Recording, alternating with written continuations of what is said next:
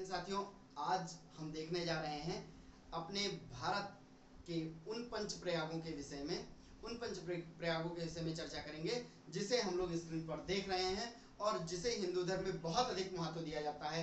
ये उत्तराखंड की देवभूमि में पाए जाने वाले उन प्रयागों की चर्चा है जिसे हम लोगों ने सुना तो बहुत होगा, आज जानते हैं और ट्रिक से जानते हैं कैसे इसे याद किया जा सकता है। ये एग्जाम के लिए भी बहुत महत्वपूर्ण है। अगर इसको हम देखें तो यह है भागीरथी और यह है अलकनंदा। इसको याद करने के लिए भागीरथी और अलकनंदा मिलकर के कौन सा प्रयाग बनाते हैं, तो ABD याद कर लीजिए। क्या याद कर लीजिए? ABC आपने पढ़ा होगा, ABD याद कर लीजिए।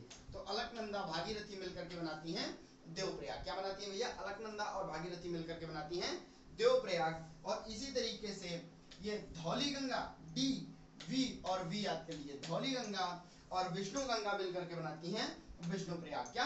धौली गंगा विष्णु गंगा मिलकर के बनाती हैं विष्णु प्रयाग। और बिल्कुल वैसे ही अगर इसको हम लोग देखें तो यहाँ पर हम लोग देखेंगे नीचे के दो और प्रयाग जिसे हम लोग याद कर सकते हैं APK के नाम से। किसके नाम से भैया? APK के नाम से। अलकनंदा, पिंडारा, तो ये क्या बनाती हैं? कर्ण प्रयाग बनाती हैं। अलकनंदा और पिंडारा मिलकर के क्या बनाती हैं? यहाँ पे कर्ण प्रयाग का निर्माण करती हैं।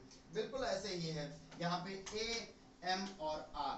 क्या है? अलकनंदा और मंदाकिनी। क्या है भैया? अलकनंदा और मंदाकिनी मिलकर के बनाती हैं रुद्रप्रयाग। अलकनंदा और मंदाकिनी मिलकर के बनाती हैं रुद्रप्रयाग। और पंच प्रयाग किसे कहते हैं ये आप बताएंगे, क्योंकि पांचवा प्रयाग है आपके प्रयागराज में।